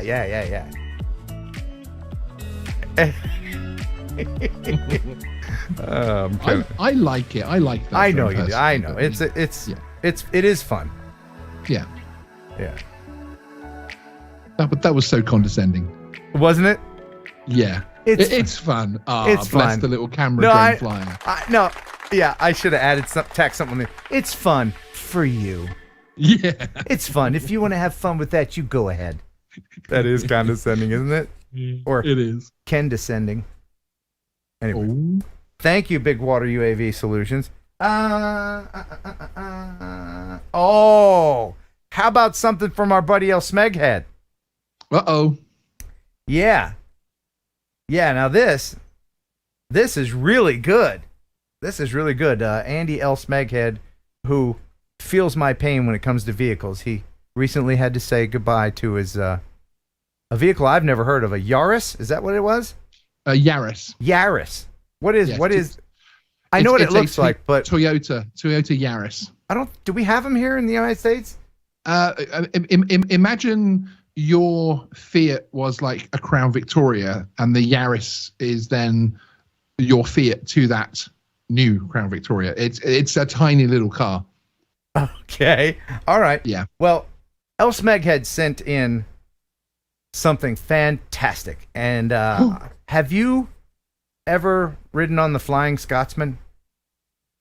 No, I have not. I've seen it a few times, but never been on board. I want to do that, man. Isn't that one of the last true bestest, like, the best known steam engines in the world? Anyway, so he says, and get this ready to share. Evening, Ken. You mentioned on last week's TNL about preferring to hear the sounds of a steam train on drone footage instead of music. I do believe it's more impactful. So here is the Flying Scotsman. It was built in 1923 for the London and North Eastern Railway. The line has operated between Edinburgh and London since 1862. The locomotive set 2 world records for steam traction, becoming the first steam locomotive to be officially authenticated to reach 100 miles per hour. And then setting a record for the longest non-stop run by a steam locomotive when it ran 422 miles in 1989 while it was in Australia. It was retired from regular service in 1963 after covering nearly 2.1 million miles. Wow. Now, being El Smeghead and being Andy, I was half expecting this to be a video of the train, but him just shouting choo-choo across the top of it. Yeah, or he CGI'd himself in there riding on top of it, straddling it like a toddler or something. No, but this is a very cool video, Andy. Well done. Yes. Ah, that's so good. Nice sound design there, Andy. Look at that plume of steam. Very cool. Fan-frickin-tastic. Nice. I want more of that stuff. Send me more. Send me more. Send it here. Ken Heron Upload at gmail.com. All right. I did say this was going to be less than 3 hours, didn't I? You did, which is fantastic. I lied. I lied. I mean, it's as long as it is, you know? Yeah, hey. It's as yeah, long it's TNL, as man. Yeah. You know, after all that excitement with the train, I probably need to step into the Raz chamber. Let's go ahead and step in. Yes. The Raz chamber. This is where I put on my authentic English accent and invite everyone to come in and get shingles together. Let's all get shingles. No, I'm just kidding. Nothing bad can happen to you here in the Raz chamber. It's a wonderful place to be. If you're having a bad day, the purple and blue goo makes it good. All is well as we relax. Sean is wearing a purple thong, which is kind of appropriate. Yep. There are no rules in here, except one. No rules save one. What is that rule, sir? No double parking. No farting. There is no farting in the Raz chamber. Enjoy.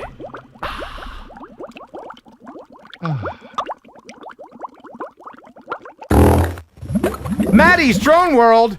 What the hell? Maddie's Drone World farted in the Raz. Shame. Shame. Hey, speaking of shame, you want to play the shame game? Let's do that real quick. Shame game. The shame game. Shame it. All right. Let's see. Who do we shame into becoming a member?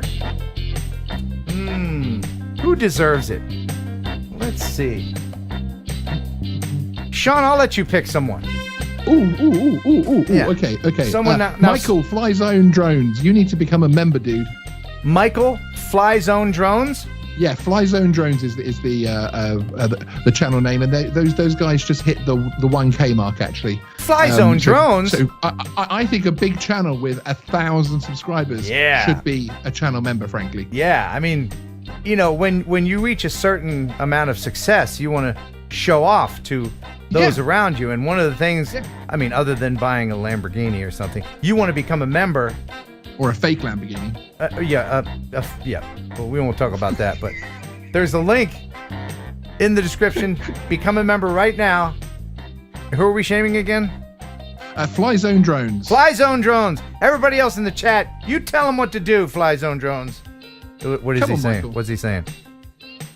He's disappeared in the chat, actually. Is he? They're talking about me. I'm out. All right. Well, we'll just have to wait and see if the shaming worked. Do we continue talking about fly zone drones? Yeah, why not? I mean, although he has genuinely disappeared from the chat. I feel terrible now.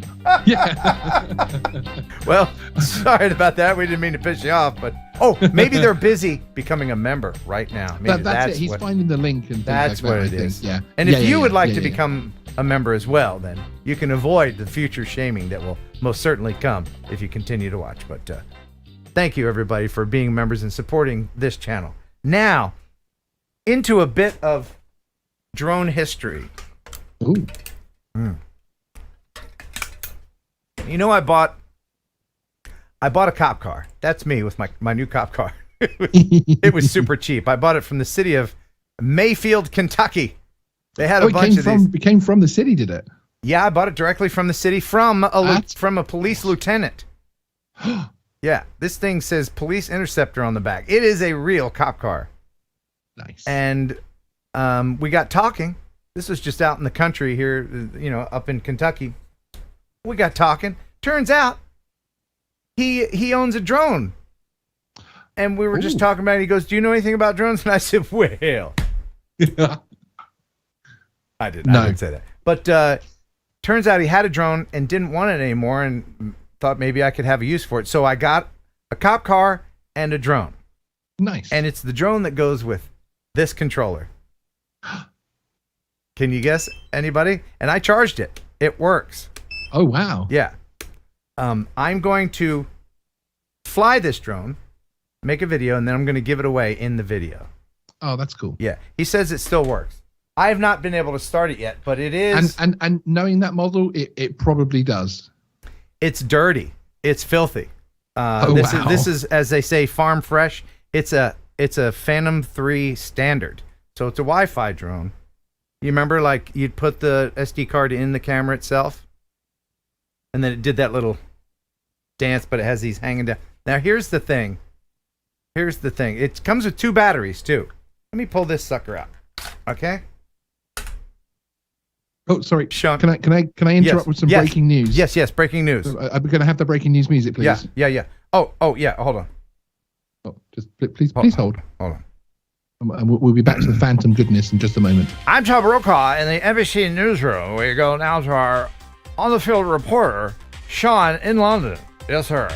Well, thank you, Ken. You're joining us live tonight from the London American Center here in News HQ. And I'm pleased to announce that Flyzo Drones has now become a member of the Heron Birds. That's fantastic to hear.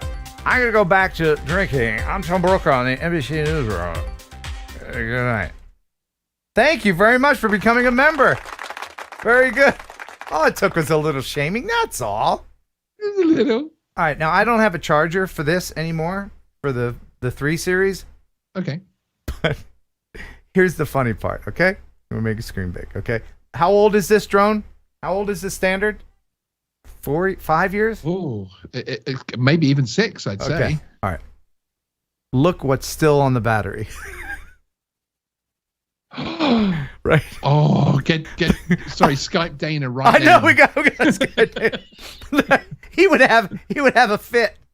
For those who don't know, we had another co-host who left, all the protective stuff on, and it would drive me mad. But anyway, I have to peel it. Should I peel it or no? I mean, I bet there's no other Phantom 3 that still has the original peeling. Should the winner peel it and send you a video of him peeling it, or do you want that? I mean, that's a lot of pleasure to give someone. I don't know. Let's decide right now, okay? Peel or no peel in the chat. Let me know. Peel or no. I'll do it right now. I'll rip this thing off of here. He's not afraid. Oh no, I'll do it. Peel or no peel. I feel like I should be holding you back, like physically. Oh, I can't. I'll do it. I'm being triggered just looking at it. But what are people saying? Peel? No peel. No peel is quite a lot, actually. We have other people that leave the plastic protective stuff on. No, that's no peel. Pull it off. Rota says pull it off. No peel. No peel. Yes. No. I mean, Sean, are you peel or no peel? What should I do? Should I leave it like that? Do you know? I'm terrible. When I unbox things, I keep every box and I keep every single little piece of plastic, every single little tie. So if I ever put it back in that box, I put it back exactly how it was from the shop. Do you know I think we're getting more don't peel it than. Yeah. But the satisfaction to let me just do a little just just just the peels one line. are coming in. The peels are coming in. Oh, let the winner do it. Yeah. Yeah, I think that would be pretty cool. Yeah. All right. Yeah, all right. I He won't- says. I'll listen to the people. I won't peel it. But I tell you what I will do. I will face it away from me so that I don't have to deal with it. Hey, a little quick aside. My Mazda Rx8, the one that I have right now, I bought 3 years ago or something. I had that car 2 years. And then one day when I'm washing it, I noticed on the little door jamb, it had a protective peel thing on the RX8 logo. And I did a video about it. I was like, what? Me? What? No. And it was so sad. It took me a whole minute. Just it feels good. And then it was like a 7-year-old car with brand new. Anyway, I digress. So, I'll do a video with this if I can get it. Can you even download the original Go app anymore? Can you do that? I believe you can, yes. Okay. All right, good. Because that's the only thing I was worried about. I think it depends if you're on that terrible network or if you use the good one, Android. Right. Okay.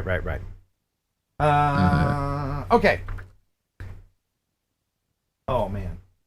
Yes, you can. DJI Go for products before P4. It's still there. Oh, excellent. Okay.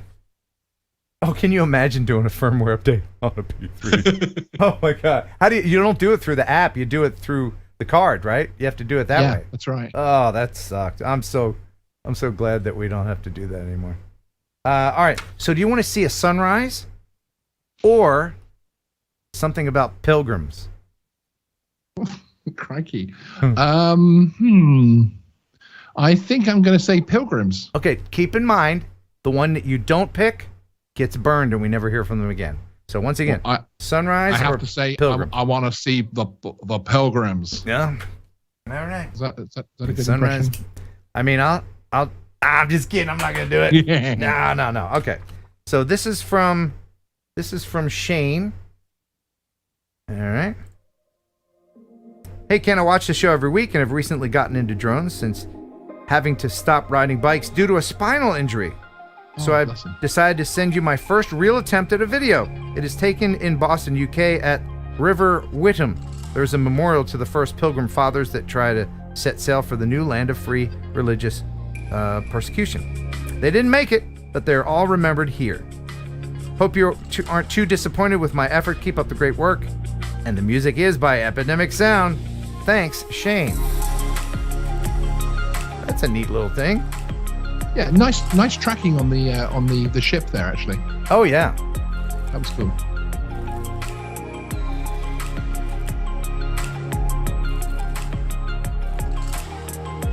That's a cute little muffin of a ship. Okay. Look at the wake it's creating. Yeah, that was a heck of a wake. Thank you, Shane, for sending that in. And yes, I did notice that the Brit was trying to do a John Wayne impression. You were, right, Pilgrim? The Brit. Yeah. The Brit. Yeah. Says he with his 50,000 English accents. And I do one American accent and I get criticized, but that's okay. That's fine. No, that's not because your British accent sounds just like I'm talking to someone down the pub. Of course it does. Of course it does. Hello, yes, it's Ken Heron here. This is Ken Heron doing an English accent. That was pretty genuine. By the way, the train's going by my damn house again. I can hear it. Yeah, I always tell them, I say, look, not on Thursdays. Just you park the trains down the tracks until I'm done my stream. But they don't listen. So the sunrise is from Jeff Udock. Damn, it's a loud train. Some of the guys are just leaning on the horn, while other guys are like, toot toot. We don't want to disturb you. I know it's 2 a.m. You know you're doing a show. Toot toot. But some guys are like, the hell with it. I would love to find out one day that the driver that does lean on the horn is actually a TNL fan. And he's doing it on purpose. He's driving past now giggling. I would love that. You need to track him down. You need to track down the driver of the train. You want me to heavy on the horn. Track down a train guy. He's here all week, people. Try the veal. Tip the waitress. All right, the next one is from Jeff Udock. And this is Shoal Creek Sunrise. He says, Ken, feel free to use my video. It's got a laid-back vibe, almost Raz-like, he says. Thank you for TNL and giving us this platform to share our love of drones. I received my Freewell filters, and I can't hardly wait to try them out. Thank you again. The music is epidemic sound as always, so you know it ain't crap. Wonderful. Sean, try not to fall asleep. I know it's very relaxing.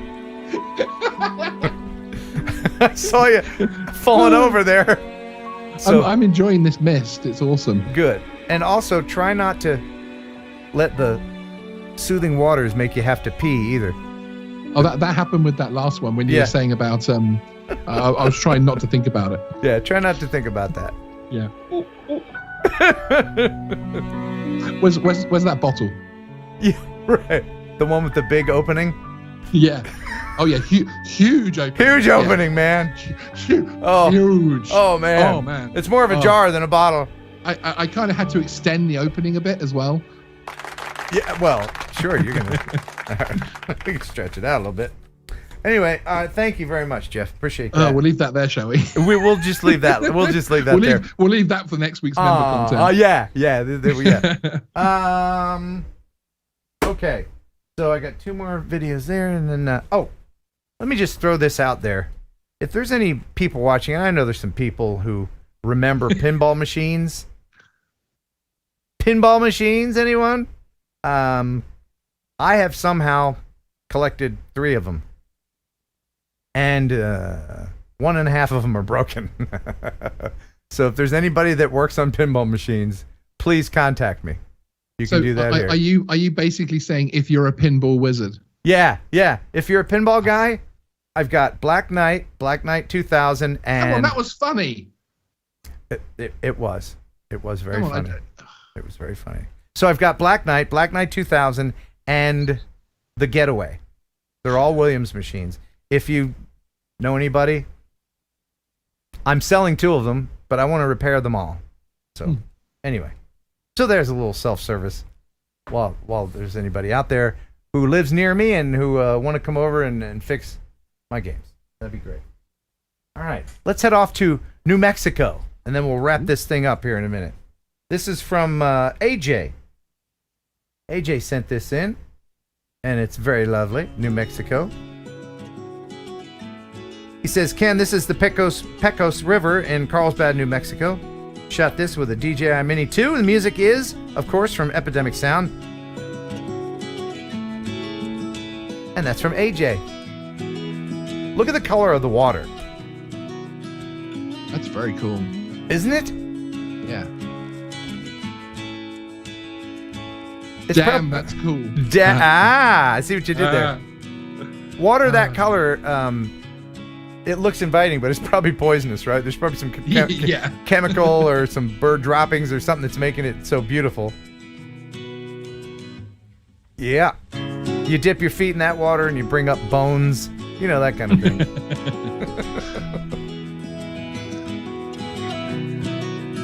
Doesn't that bridge remind you of a certain FPV death bridge? Yeah, it does. Never did get that drone back. There you go. Lovely. Thank you very much for that. All right. Now, there were a couple other things I wanted to share here. We did that. No, did that one. Oh! We didn't do a Would You Ride It yet. Awesome. Now, people, if you have watched the show before, every once in a while, when there's a good one, I will share some sort of eVTOL contraption, and there is a good one this time. What is it? What are you laughing at? When there's a good one. Well, I mean, there's always some knucklehead in his garage in Wyoming who's like, hey, I put some propellers on an old traffic barrel. You know, but this is an actual real company. And so let me know, would you ride it? All right, let me know in the chat if you'd ride this thing. I think what travel is going to look like in the future is one that's increasingly multimodal. It's really about putting people in the right vehicle for the trip that they want to take. It may not look like your typical helicopter or plane, but out here in the middle of the desert, Joby Aviation, a California-based eVTOL company, says it's on the brink of making electric aircraft for commercial passengers a reality. Joby says its aircraft can travel up to 150 miles on a single charge, at a max speed of 200 miles per hour. While other electric vehicles today aim to be autonomous, Joby's aircraft will allow space for 4 passengers and 1 pilot. The company says a streamlined design means there's less maintenance, and electric batteries not only lower carbon emissions, they reduce energy costs and noise pollution. I think this service really allows people to rethink the way that we've thought about transportation, which has generally been thought about 2 dimensions, and really bring that to 3 dimensions. What do you think, Sean? Would you ride that thing? I have one major issue with it, and the positives, it looks very powerful, big motors, big props. Yep. It feels very manned aviation-y, so it has that safety look to it. Right. They didn't actually show the transition. They didn't actually show the VTOL to wing transition. They showed both modes, but they didn't show it actually switching. I'm just thinking maybe it goes, as it switches or something, or something kind of dramatic awkward, happens maybe. to put you off. Well, people are saying that they would ride it. Imagine the noise. Yeah, it's probably very loud. Yes. It does need a parachute. I hope it does have one of those parachutes that a lot of ultralights and small planes have. Brent Ariel says, I'm in. I die in that thing, says the droning veteran. But, one day they'll be commonplace. Yeah, absolutely. Some form of one of these something or others will be commonplace. And there will be graveyards of all these other VTOL aircraft that were on the brink of commercial flights. I hope that we can recycle carbon fiber, because there's going to be so much. There'll be junkyard. You know how junkyards are just big things of rust now? It'll be like, Honest Larry's used carbon fiber. Come on down. You can recycle carbon fiber, can't you? I think you must be able to. Yeah. Chop it up and make a swing out of it. We should start a VTOL graveyard racing league. Oh yeah. Just race them basically. Right. Race them into the ground, as it were. Okay. Did that. I don't want to do that. Oh, we can't share that one. But I tell you what we can do. I'm getting tired now too. Let's do the viewer video of the week. All right. And the winner gets the Freewell filters from freewellgear.com. Nice. All right. Are you on the edge of your seats? Good, because we have to talk about remotepilot101.com. That's how you get people. That's how you get them. Boom. remotepilot101.com. You're rule followers, right? You want to do it the right way. You don't have to be looking over your shoulder all the time. So, someone has asked you got a new drone, you're pretty good at it. Video editing, all that. Hey, do you want to film my car dealership or my mansion? I'll pay you for it. And you say, sure, just don't tell the government. Well, the government will know. They'll know, because they're listening to you through the Alexas. They're listening through your DJI drone. Yeah, right. Yeah. They're doing facial recognition, so they'll know if you're lying to some real estate person. But do it the right way, and get the knowledge. I can't tell you how many times just what I've learned from remotepilot101.com has come in handy in just day-to-day operations of drones. So go there. Jason Shepard is a pilot, an author, and just a swell-looking fella. He's got 2 watches, and he's got a whole video course that will take you through by the hand and let you retain that information. remotepilot101.com. Use Heron18 to get 30% off. And then that's for life. Always updated, and check out their YouTube channel as well. M0A.com too. If you want to become a manned pilot, once you've got your 107, it's just a hop, skip, and jump to becoming a manned pilot. remotepilot101.com. Love you, mean it. Right, Sean? Right? You are so tired. You are being propped up by a 2x4. You are just barely making this. All right. So the winner of the viewer video of the week is Scott, a.k.a. SKS Video Guy. He put together this little mini documentary about the shoe house. And I looked at this and I thought, well, this is a shoe-in for viewer video of the week. Now I wish I was asleep.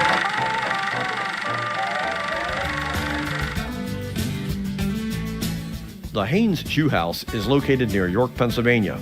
It measures 40 feet in length, 17 feet wide, 25 feet high, and contains 1,500 square feet of living space.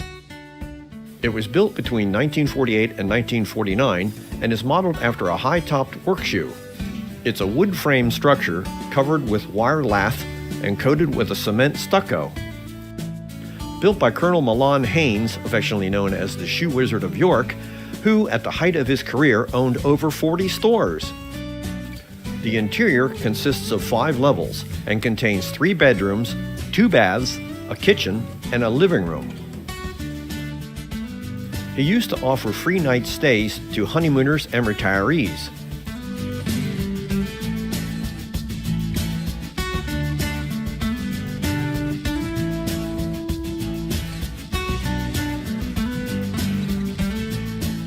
Today, they've added a parlor to the Arch of the Shoe, offering ice cream and other treats.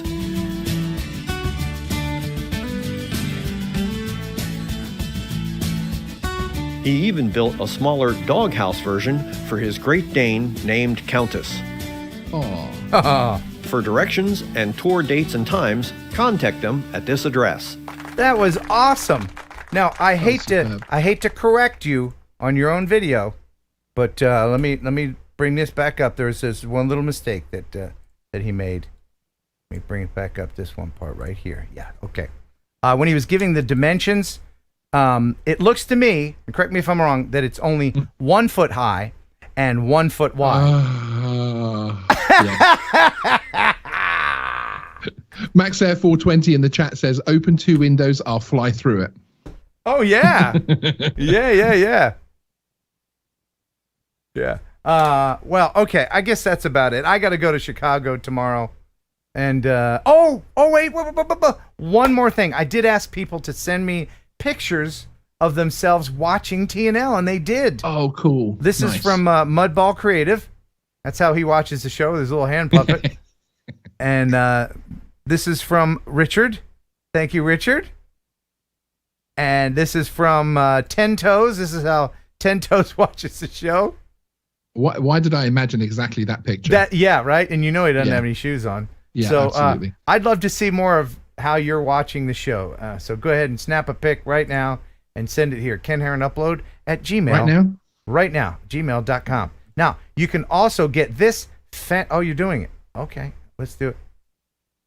Yeah. Cool. I do look tired, don't I? No, yeah. Now, are you making the duck face? You got to make the duck face. Oh, sorry. That's it. Yeah. To be a true Instagram star. There you go. Very good. And again, send that to kenheronupload at gmail.com. One more thing.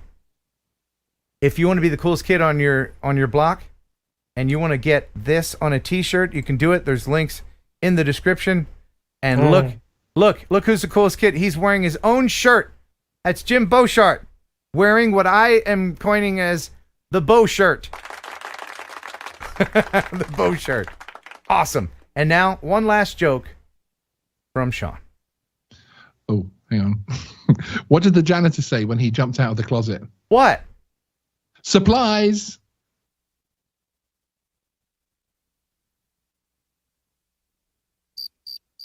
You got one more? It's inappropriate to make a dad joke if you're not a dad. It's faux pas.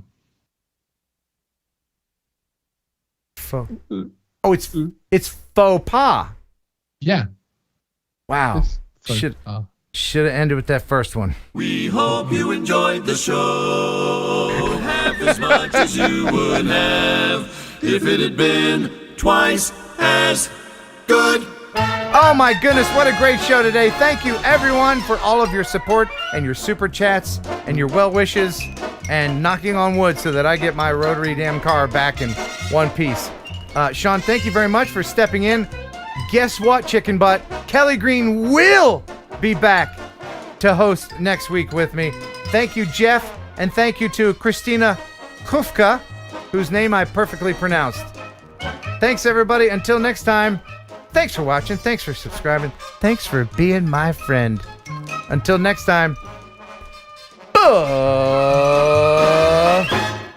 and bye.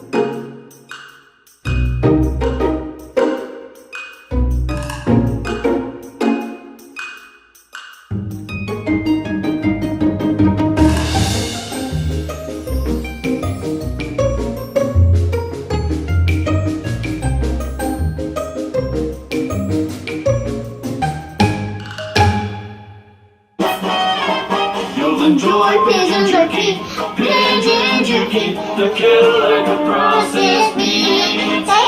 Enjoy pigeon jerky, and you'll give your family a treat. It's balanced nutrition to help them grow, and it's full of fiber to make them grow. You enjoy pigeon jerky, a tail like a processed meat. Yeah. That was so funny. You'll enjoy Thursday Night Live with Ken Heron and Kelly, Jeff and Ashley too. There'll be fun and quizzes and Kelly's misses. The bird is the word in the news. It's the #1 live stream, it's got pizzazz. There's only one rule, don't fart in the rats. If you think it's funny, super chat some money, 'cause TNL is here for you. Yeah!